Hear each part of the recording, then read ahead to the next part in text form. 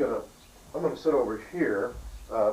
Look at that, but I'll talk to you from here, Okay. if that's okay.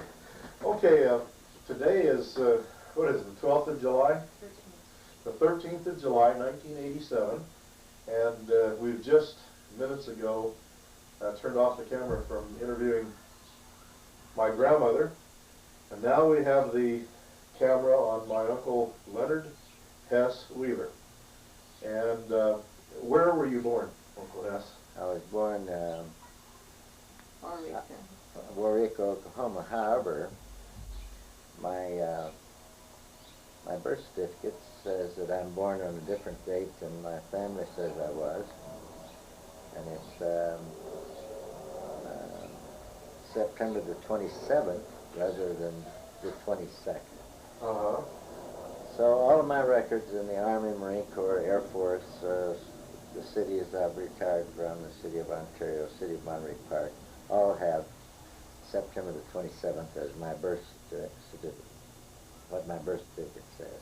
In fact, I had to go to considerable bit of trouble to change that in the Army.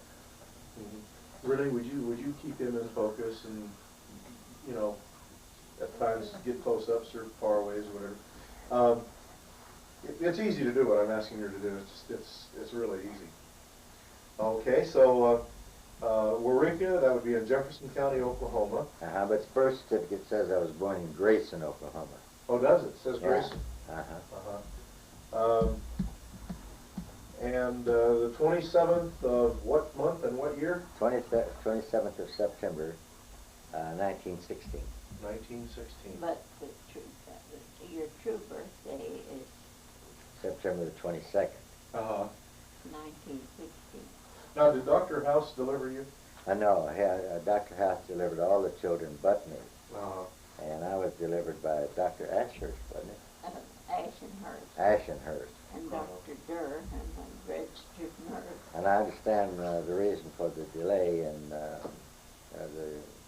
doubtful dates in the birth certificate is primarily because of the fact that the doctor delivered me, came in a buggy, and proceeded to deliver 2 other children before going on in back into town, thereby making him 5 days late, which shows my birth certificate is being September 27th. Forgot where he'd been and when he'd been there, huh? Yeah. I guess, I understand he delivered 3 children on the buggy ride. Uh-huh. Were you born at night or during the day? 2 o'clock in the morning, wasn't it? A little after 2 o'clock. A little after 2 in the morning. What was the weather like? It was in September. It was fairly nice. September, that means it was still hot in Oklahoma. Oh, yes. Yeah, I'm sure it was. And humid.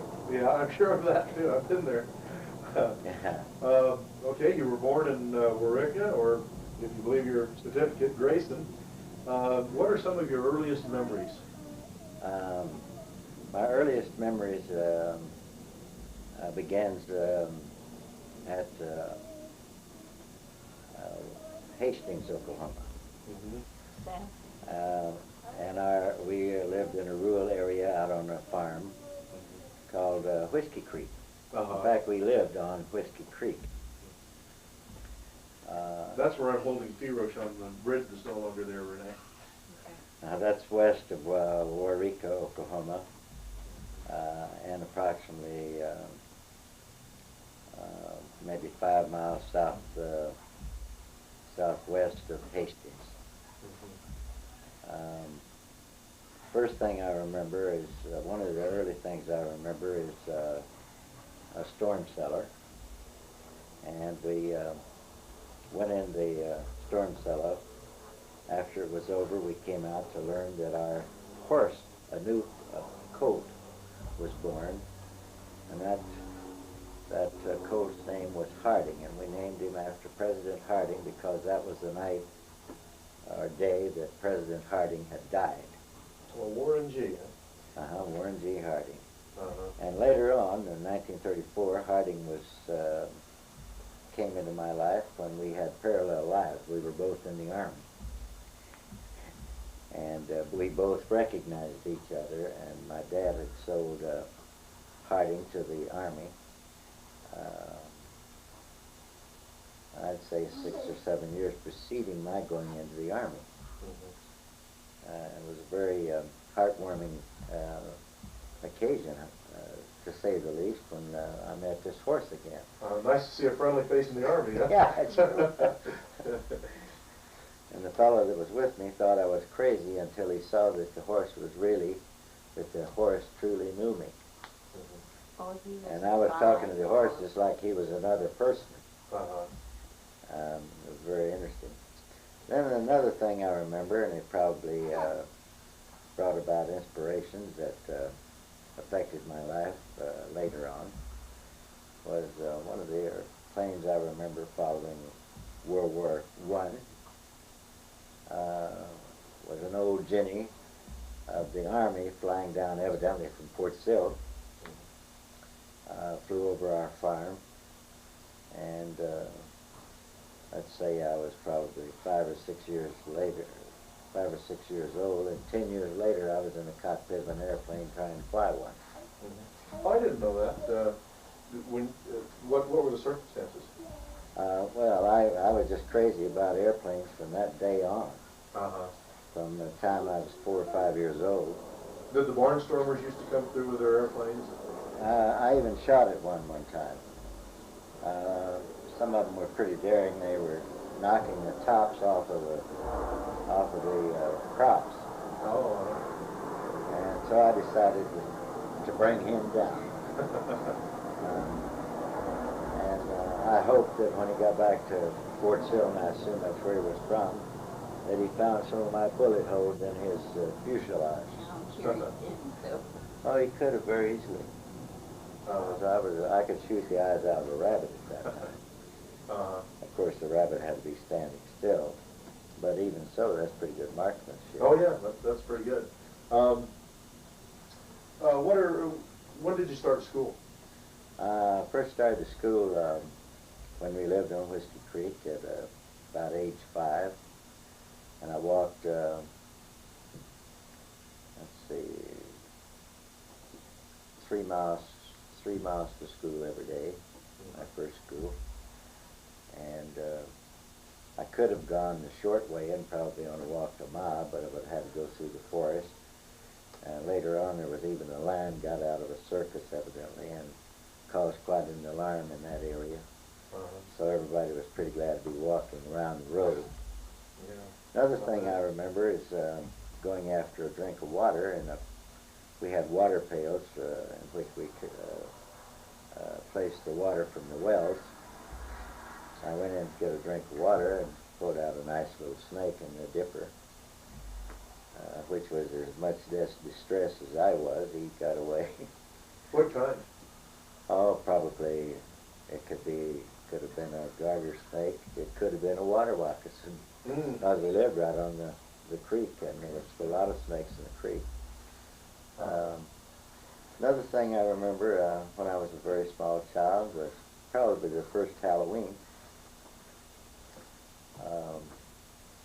The pranksters on Halloween had removed all the wheels from the wagon when we had it ready to go to market with a bale of cotton.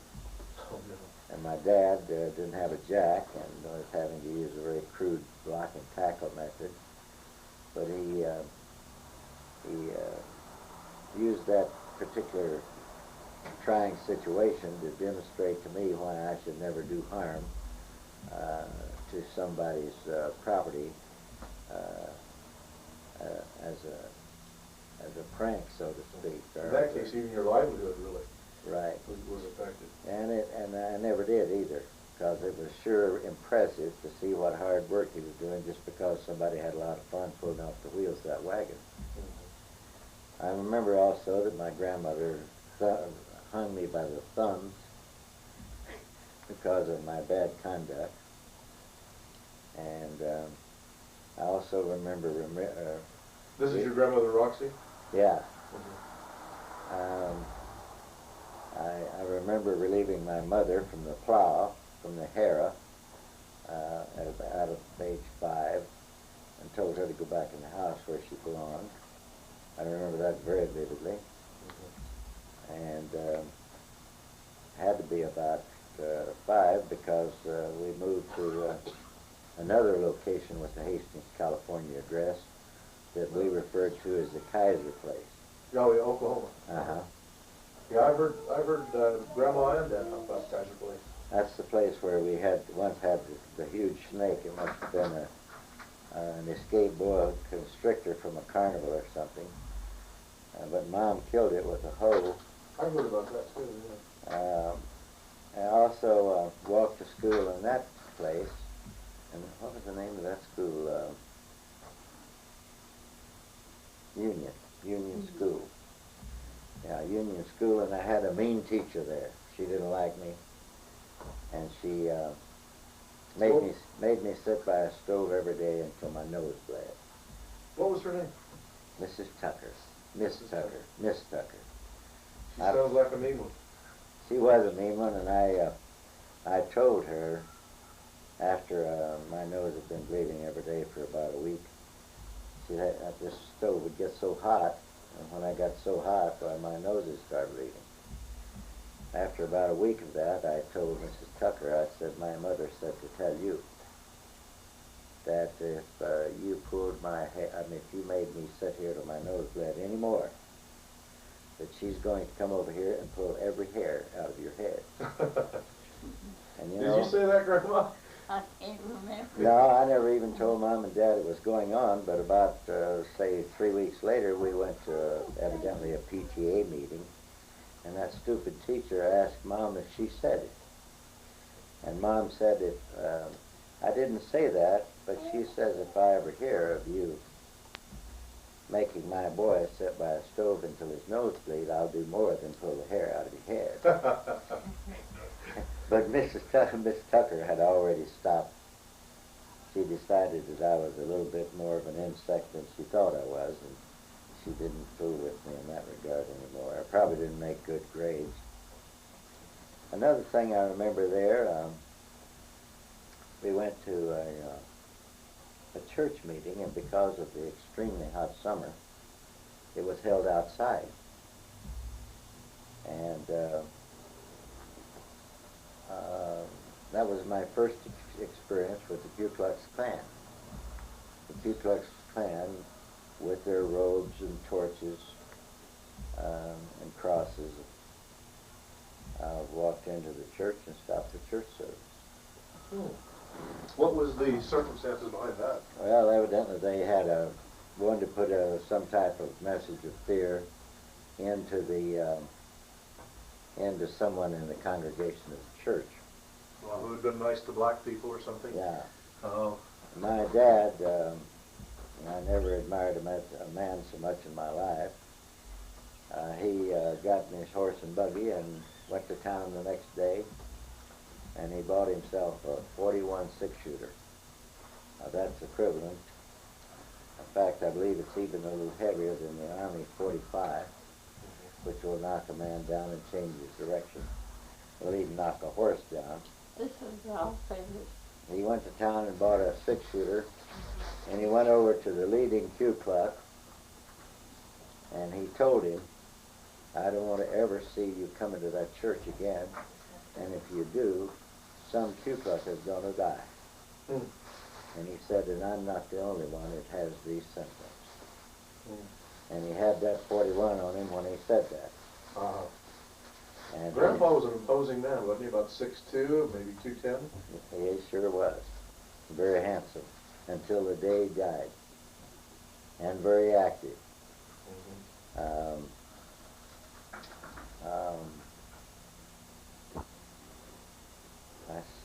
I was trying to think of another incident. Oh, it had to do with the preacher who was telling people they could go to heaven on $1 bills.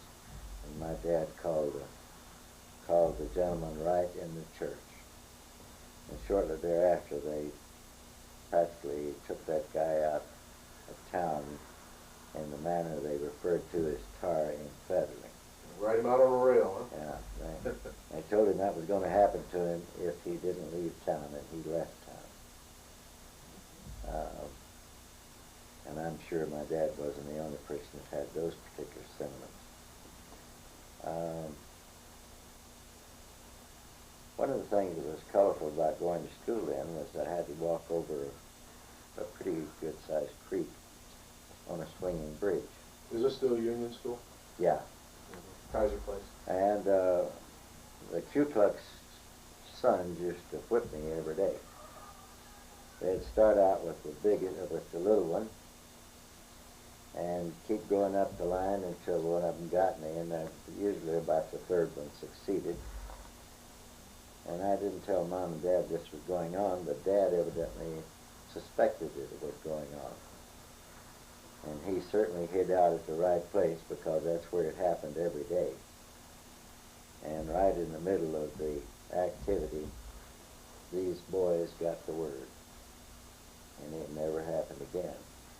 The nearest thing that happened to that was they threw a snake in my book satchel, right in the middle of the bridge during a flood, hoping I'd jump over the side and probably drown. Oh my goodness. They Nice were, guys. Yeah, they really were nice. Why would the Ku Klux Klan have such an anger towards you, or the boys? Oh, they had no. I don't think the Ku Klux had anything to do with. Just the boys then? Just the boys. They were just ornery kids. ornery kids. Then we moved to Temple, Oklahoma. And, How old were you? let's see, it must have been about 16, 20. Must have been about 7. Yeah, about 23 we moved to Temple. 22. On the Perkins Right. Street. 22, wasn't it? Yeah, you was about 7 or 8. I was 7 years old, and I had to herd a bunch of cattle from the place we moved from the Kaiser place to what we call the Perkins place east of Temple, Oklahoma, approximately 3 miles, 4 miles. And because I was cotton top, my hair was snow white. And I already had a name on occasion as Cotton Top. But because I was herding that bunch of cattle and horses, I became a cowboy. And they called me a cowpuncher as a result of going by the school for the first time. My new school, herding all these cattle. And I guess I really got to be a Cotton Top by name for a short time Oh, because of the photographer. all of you. Yeah, all of us Girls were Cotton had Top. what? Their hair was blonde too. At that time there was only 3 of us, Glenn You and Jean. and Jean. And at Perkins, Oklahoma, I went to Donley School, and Who was your teacher?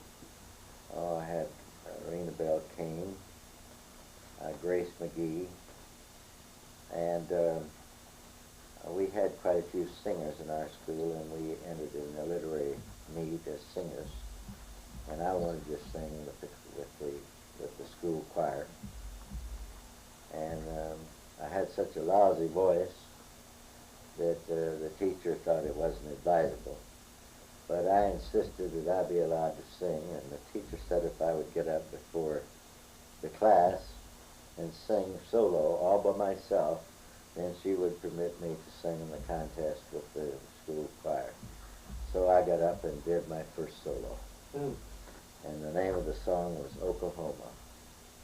Oklahoma, I've been a roamer, and I'm coming back to you. Back to the place where people say howdy friends, where I'll never be blue. That's about all I remember. Well, the teacher almost died. I guess I scored as a great comedian on that occasion. And by the way, I kept in touch with Grace McGee until, in fact, I haven't heard from her for about 8 or 9 years. But all these years, I've been in touch with her one time or another. And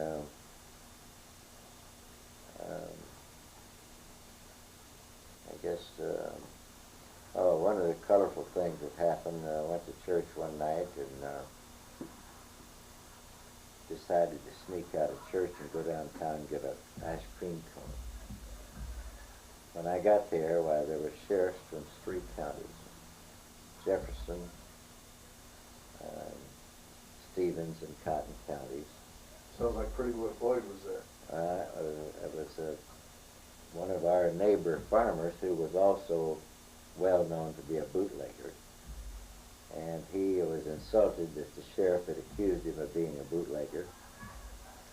And he had told him that you get all the sheriffs together in this 3 counties, and I'm going to come down and kill you. So he was sitting up at the top of the hill in this little city of Temple, waiting for the assembly of all these sheriffs. And when they got there, the main drag of the city was probably 2, maybe 3 paved blocks of paved streets. And there was 2 banks across the street from each other on the west side of Main Street. And these crazy officers probably thought this bootlegger was just going to drive down straight down the street, and as he passed by, they could all be shooting at him. Well, he surprised them. He made a right turn, and he had them shooting at each other in the process of shooting him. He was in the crossfire, but they were shooting at each other, essentially. And he put I guess he must have been a 30-30 bullet between that sheriff's legs, and just missed his hat and went into the telephone pole that he was standing in front of. And had that bullet that went through his leg, that telephone post hadn't have been there, I was hid behind a garbage can, one of those street garbage cans, trash cans, and it would have probably come right through the can and got me. Oh my goodness. But it was a real exciting thing, and what was most unusual about that is that car was a 1927 Chevrolet Coupe. Was absolutely, there wasn't a place that didn't have a hole in it. It had buckshot and rifle shots and pistol shots from the hood to the back, and old Clint got out of that car, and he had one little piece of buckshot in his hip, and he got away. Gee. He got away, but the guy that was driving, a fellow by the name of Shelby Poe, they captured him. A few years later, Dad and Mom were living in El Centro, California, and Dad, of course, was in charge of the parks down there. And here comes Clint one day. And Dad asked him what in the world he was doing in El Centro, California, and he said, "Well, Mon, I just got out of prison." He showed his hands full of calluses. Old Clint had been a road crew? I guess so, possibly been in jail in California, but maybe he had gotten out of Texas or wherever. Right down here at this prison. Oh, Chino? Yeah. He gotten out of Chino prison. I didn't know what prison it was. He was sent for bootlegging. Well, he was accused of bootlegging. Incidentally, the way the sheriff finally caught the marshal he was trying to kill, incidentally, he knew that he was making liquor out there on that farm, but they never could catch him or find any evidence. So the old man sat on top of the B&O cash drawer with binoculars or a telescope and watched that farm like an eagle, and finally discovered the still. He had a artificial pig pen fixed so that it would swivel and it would let him down into a dugout under the ground where the still was. I'll be there. But it took him several years to discover where that still was. And it was kind of like some of these things you see in the movie. I mean, the sheriff, of course, he wasn't called a sheriff, he was called a marshal. And incidentally, that marshal later on got called out to a farm because an Indian had realized he was drunk, and he drove in this woman's driveway out on this farm off the road. And he called the marshal, and he came out from town and woke up the Indian and shot him, killed him. And one of our good friends that we went to church and often had dinner with, the Adair family, Mr. Adair, was one of the pillars of the city, and his son, who was our family friend, went back and killed a sheriff because he had roughed up an Indian in the pool hall where it was Harry Adair, where Harry Adair was playing pool. But Harry always had in mind him killing that Indian, and he was very disturbed about waking up the Indian and killing him. So he told the old man, he said, "I'm going to kill you. You've ruffled up the last Indian you'll ever rough up. I'll be back shortly, and I'm going to blow the top of your head off." And old man Grimm walked back and forth down at the entrance of the pool hall. The pool hall was upstairs. He said, "I think Harry meant what he said." And pretty soon Harry came out of the dark, and he had a pump shotgun. And he said, "If you've got any prayers to say, you better say them, because I'm going to blow the top of your head off."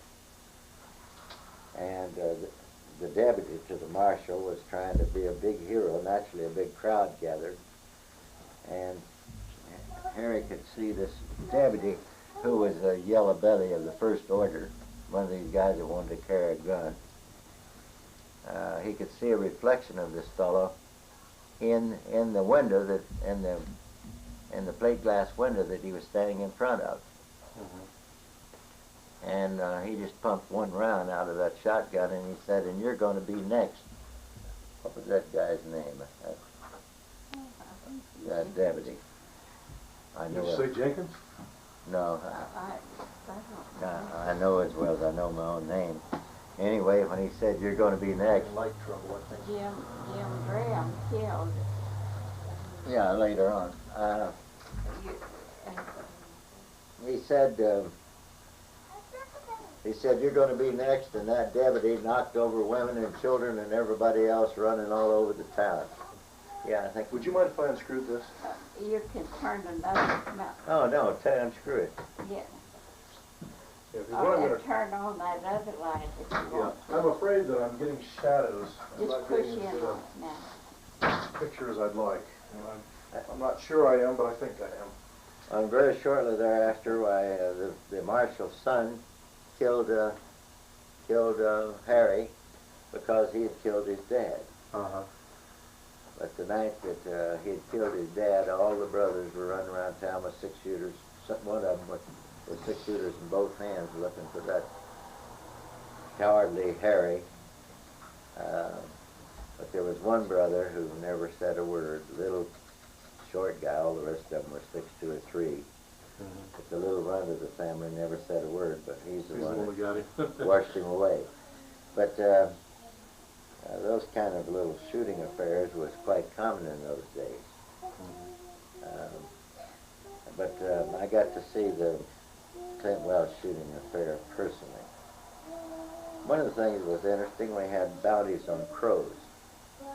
And one county was paying 25 cents for the head, and another one was paying 25 cents for the feet. Uh-oh. So, double bounty, huh? yeah, so some of these fellows were using dynamite to kill the crows in their favorite roosting tree, and collecting that double bounty. That really made for the destruction of a lot of crows. And we had a fire on purpose, was to get rid of the Russian thistle. And my dad went out and burned these things out. And it was one of the biggest fires I ever saw, 80 acres of Russian thistles which burned like gasoline. And because of that experience, these Russian thistles was an annual thing. The state of Oklahoma passed a law that it was against the law to grow one of those on your property. And in about 5 years, we didn't have Russian thistles anymore. So here in Ontario, California, about, say, 1975, one of my friends was a senator up in the state of California, and they are very concerned about these annual summer fires in California. And I wrote to Combs, Senator Combs from Santa Barbara, and told him about what we had done in Oklahoma, and he might thought it was foolish, but if we wanted to have less intense fires in Southern California, if we could pass that law and have the state and the counties get them off of their property along with private property, that we wouldn't have the mess of brush and thistles in our streets. They sometimes cover a car up and they come at about 40 miles an hour in these Santa Anas. I think you've seen them. And he thought it was a good idea, but he got appointed to a position in Washington and never did get the law through. So he wrote and told me he thought it was a wonderful idea. And I think we should do that. Because when fire hits one of those dry things, it explodes. And a few of them piled up really makes a fire. Then we moved to Waters, Oklahoma, from Temple. And I finished grammar school there. In 1982, I went back to see some of my classmates, Max Phillips and Ewing Phillips. And they probably have never been further than 100 miles away from home. But Max and his brother J.W., who was a baby when I left home at 1 month past 15, had learned the oil business and retired and came back and got Max to join him in buying a skimmer oil field. Now they own their own oil company. And they've cleaned out some of the wells and doing very well. And I'll say they deserved it just for staying in Oklahoma. I wouldn't have stayed there for $1 million, and particularly in that location. You know, Jack Miller did very well, stayed and did extremely well too. Jack who? Jack Miller. A lot of people did well eventually. Well, they sure deserve to do well. Yeah, most of them are well off today that had guts enough to stay. Yeah. But I made up my mind when I was 8 I wasn't about to stay, and I told Mom and Dad, I said, teach me all you can because I'm leaving here as soon as I can. And I did that, and when I was 15 years old on September the 22nd or 27th, as the case may be, and I wrote a letter. I still have it, by the way, a postal card. I think it cost 1 cent to mail it, 2 cents at the most. It was the next day after I ran away from home. I said, don't worry about me. I got here with left home with a quarter and got here with 20 cents. And this card is mailed from the highest building in Oklahoma City. That was a Perrine building, then 18 stories high. And it was probably the first time I ever rode in an elevator, and I was afraid I might have to go home, so I went out to see the state library and the state capitol. The first day I was in Oklahoma City, and saw a black man, a chauffeur, leaving a wealthy homes in the vicinity of the state capitol, and I asked him what he'd do if he was a white boy just ran away from home and needed a job. He scratched his head. He said, I guess I'll sell papers. And he told me where to go sell papers, and I went down and went to work that night, and I made 7 cents. Then I got to thinking that maybe I might have a financial bias, so I went in and chiseled a meal in a restaurant. And the guy gave it to me. When did you work in the market? Not to get it out. When did you work in the market in Ardmore? I never did work in Ardmore. Where did you work in a market? I worked in a market in Oklahoma City that was my first halfway decent job after I ran away from home. Oh, well, going back to after you sold the papers, what? I sold the papers. While I was selling the papers, I saw a fellow selling nuts.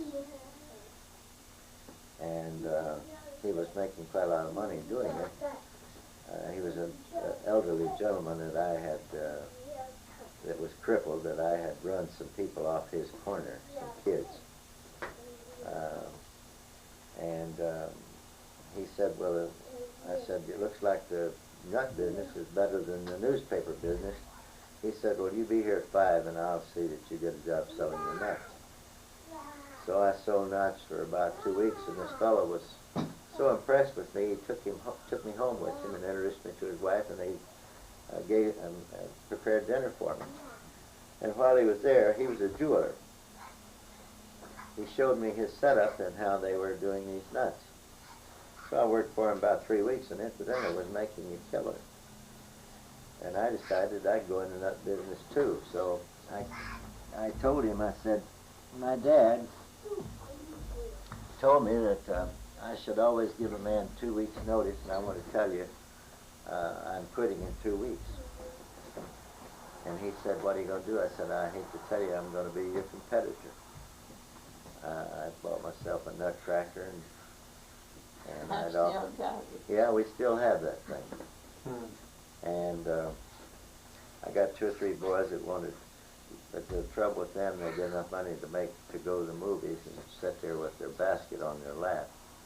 But I sold crack nuts, shell nuts, in 1931, Thanksgiving and Christmas, for 80 cents a pound shell. And we had, I put the first nuts in America in a cellophane bag. That's when the cellophane bag came out like you have in bakeries today, with the little window, the white bag with the window in the center. And that's the first cellophane bag we ever had. And I bought them the minute they came out. And it really helped the nut business too. Before, they were in a kind of a glassine bag where you could see them but not plainly. Yeah. And incidentally, the first teacher that I had in Oklahoma City just this last January came and spent 2 weeks with us. That was her second trip to California as my guest. I kept in touch with her because she and her boyfriend, who later became her husband, really made life easy for me. I lived like a king after I got that. The first job I had, she got me my school teacher. I got me a job in the cafeteria at noon for my meals. And they found out I was selling papers, so they gave me a bag. They gave me a dinner in a brown bag out of the cafeteria while I was selling newspapers. Excuse me. Speaking of Oklahoma City, I no sooner got a job, and then that's when I went out and had my first flying lesson. I told you about that airplane impressing me. And it just happened that my pilot was the brother of the principal in the high school that where I ran away from. The reason I ran away from home is I wanted to go to the big city school, Central High School, because of all of the oil money in Oklahoma. Probably was one of the finest schools in the whole United States. And as you know, the state of Oklahoma and the state of New York had the highest scholastic standing among students in the nation, even in the 30s there. I didn't know it, but I wouldn't have it. And you may not even know that the state of California, because of the outstanding teachers in Oklahoma, went to Oklahoma, and most of the school teachers just recently retired in the state of California were from Oklahoma. Did you know that? I didn't realize that. Yeah, even you knew Tennessee Swafford, the lady friend that I used to have. Oh, yes, of course. She was one of those teachers. And I met all the people on her faculty, in fact, the faculty of several schools through her, they're all from Oklahoma. Yeah. That had been recruited. Yeah, California still recruits, but they go to Michigan and Utah. Michigan and Utah. That's great. Now, well, the scholastic standing of those states is high now. Yeah. Now, Ontario High School, where I work, last year they brought in 6 new teachers from Michigan. One left, Jim Greenfelter. He went up to Alaska, and the rest stayed, and some more came. Mhm. So Michigan quite a bit. We don't have any Utah ones, but I know that California goes there also. Uh-huh. In fact, the Chaffee District did. They just couldn't get any. I took those flying lessons for $5 an hour, and I was taking the lessons in a Great Lakes sport trainer, which I brought, and the very plane, as a matter of fact, that broke the world's record in outside loops, and that record to this day has never been broken. That's 57 consecutive outside loops. And that plane was so well built that he only had to turn the turnbuckles in the wings, you know, to take up the little slack that the strain had caused. About 3 turns on each turnbuckle. And I'd say that there's probably 6 turnbuckles on each side of the fuselage in the airplane. And it was a fantastic performer. Later on, I was in the Marine Corps, and I found out that a Navy contract is what broke that company. It's too bad it happened, because it would have been a valuable asset. And they had made many fine military airplanes. They were flying them while I was in the Marines in 1937. I worked for grocery stores, drug stores. I put out leaflets for cleaning companies, all kinds of companies to advertise. We had a cleaning war going on in those days. You could have 2 suits cleaned for a quarter. That was in 1932. Later on, I went to work for Sears and Roebuck in the B&O Cash Store in Temple, Oklahoma. Mom arranged me to get that job, so I'd stay home for a while. And had an opportunity to go with Sears as a trainee, but I would have to go to Waco, Texas, as a trainee for future manager. But had I have known then that Sears was later going to have the profit sharing program, I would have done that. Of course, that was unheard of at the time. Sears had bought that store, incidentally, because it was such a heartbreaker to their big store in Dallas, Texas. And they bought it, I suppose, to eventually close it. But they ran it several years because it was so profitable. And it's now a factory. That store is now a factory, but it was one of the most unusual stores probably in the whole United States. I mean, it competed with Sears and Roebuck's biggest store, their southern headquarters in Dallas, in a town of 1,180 people. And they not only sold everything under the sun, but they bought a lot of things that farmers had. They bought hides, skins of opossum, raccoons. I can't remember all the different kinds of pellets, of opossum, skunk, rabbit, horse hides, cow hides, eggs.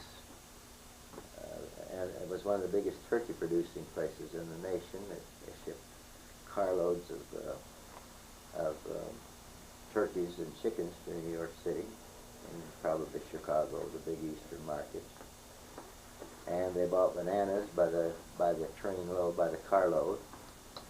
It was just amazing what the things we had that other small towns didn't have. In fact, we had everything that Sears and Roebuck had in a large store, in that little store. In addition to buying kerosene, lumber, nails, hardware, whatever. And when I worked for Sears, I broke a sales record. I was a layaway credit manager, but I told them if they give me a sales book, I would sell. And while I was selling on the side, not officially a salesman, I broke a sales record that was previously held by a man selling hardware and didn't know it until I went to a sales meeting. And they were telling about this fantastic breaking of the sales record, and when they mentioned my name, I almost passed out. And fortunately, I said the right thing. They asked me what I attributed my success to, and I said, well, the outstanding presentation of how we worked in that store given by Mr. Mooney, who had owned the store and sold it to Sears. Was that Otho Mooney? Otho Mooney. And Bob and Otho Mooney had owned that B&O cash store. And of course I made a hit saying that, I'm sure. And that's probably why I had a chance at that Sears management trainee up there. But I went back to the big city again. I was on an NRA program, and it boiled down to the fact that I actually, since I didn't accept this trainee thing, it boiled down to the fact that they fired all the single people so the married people could remain on. And this was particularly after the holidays, Christmas holidays. So I went back to Oklahoma City, and by the way, I worked in America's first drive-in restaurant, and that was Marsh's Pig Sandwich drive-in restaurant out in the more exclusive part of Oklahoma City. And Mr. Marsh was a man who believed in sharing the wealth. He would give any man who worked for him the recipes for the barbecued pig sandwich, the right to use our red neon registered trademark sign, and the architectural plans for the pig stand itself. And the first pig stands in California was one of our boys, who went on to become a multi-millionaire quite rapidly. First one was on Alameda Avenue in Los Angeles. The next one was at Vermont and Sunset Boulevard, and that thing didn't close until after I came here in 1940. Well, when I went off to left Los Angeles to go to the World War II in the Marine Corps, that restaurant was still going, and when the war was over, it's still going. Last I saw it was in '46. And then later, my daughter was born in the hospital right by that pig stand. Was this Linda? That was Candy? Candy. Yeah, the first of my two daughters. I left Oklahoma City and worked around for a little while in restaurants, and later on had a drive-in built and given to me, simply because I'd introduced one of the J.P. Morgan family to a girl he fell in love with and wanted to marry. And I told him it wouldn't work, but... This the Wall Street banker Morgan family? Yeah, But he was a captain on a steamship that had been injured and had a year's leave. He had $50,000 that he had been awarded for his injury, and he was trying to run it into a fortune. Initially, by buying cattle. I told him if he was buying cattle in Oklahoma, he better see my dad, because he's probably getting skinned every time he bought an animal.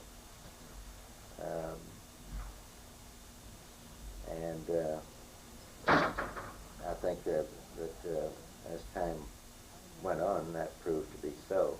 My dad could give him a few clues in the business. Then I went to the Army in 1934, and that thrilled me to death because I wanted to go to West Point.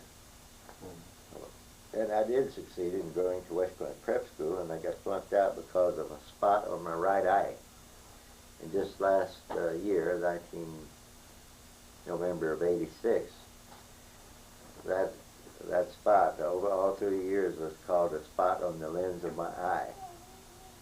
And Dr. Monastrelli in Pomona now says that's a cataract. And very shortly he's probably going to remove that and put a lens in there, and I'll have good vision in that eye for the first time since I was a boy. And I probably may have got that swimming when I got kicked in the eye and cut very badly. I mean, I always attributed that to the only reason I had that, but it could have also been from looking at the eclipse of the sun back in the 20s. Oh, and not knowing that damaged eye? Yeah, because we had an eclipse, and I was out looking at it, And I also was aware you weren't supposed to do that. I've always recalled that I did gaze at those eclipses without the smoke glass that was recommended at the time. And people did smoke a glass and hold it up and look at the sun. But I've always thought maybe that spot, and perhaps many people today might have cataracts because of eclipses. Of course, they never make a connection. But the mere fact that I recall that, there's a possibility that that's true. While I was in the Army, and it was just absolutely fabulous. I just loved the old Army. It was the only place I ever saw where you could live like a millionaire every day. I mean, live like a millionaire and not have $1 million. And the fact that my grandfather had been involved in a battle right there at Fort Sill. Matter of fact, I met an Indian chief that my grandfather fought when he was a warrior in the Fort Sill area when he was with the Chisholm Trail. Grandfather used to drive cattle on the Chisholm Trail through Fort Sill. We trained the Russian Army. I became very friendly with the Russian general as a result of my activities as a librarian in the Phil George School at Fort Sill. And he later sent us a volume, which is now one of the prized possessions in the collection. And by the way, Gene and Mitch was at that library just the other day. They didn't go in, but it's named after my boss that I had there. And as you know, I was out of the library business. I was indoctrinated in the library business by Morris Sweat, who that library is named after. And he was a consultant for the Library of Congress. And he trained all of his staff to do every job in the library, including his own. So I'd been out of the library 29 years after I'd retired from the service and worked for the Ontario City Library. And can't remember her name right at the moment, but she had a heart attack. And old Jim Housel had about 3,000 or 4,000 books to be cataloged, and I said, well, don't worry about it, I'll catalog it. And he was insulted because in order to catalog books, you had to know something about a library, and he didn't think I never mentioned I'd worked in a library. And I told him that I used to be the best cataloger in the United States 29 years before. And I said, just let me sit down and see if I can do it. And I sat down and cataloged the book, and hadn't changed a bit in 29 years. That's hard to believe, isn't it? Still Dewey Decimal and all that? Yeah. Yeah. But now the system is different with the computers, which came in just before I retired from the library. But I never dreamed of getting back in the library again. I mean, that was the last thing I ever expected. Well, we're going to have to cut this session short. How much film does that thing have in it? 6 hours. It does. Boy. So, sometime I'd like to continue. Okay. That's yeah, a nice thing to have. That is. That's a wonderful. But I do think you should let Renee and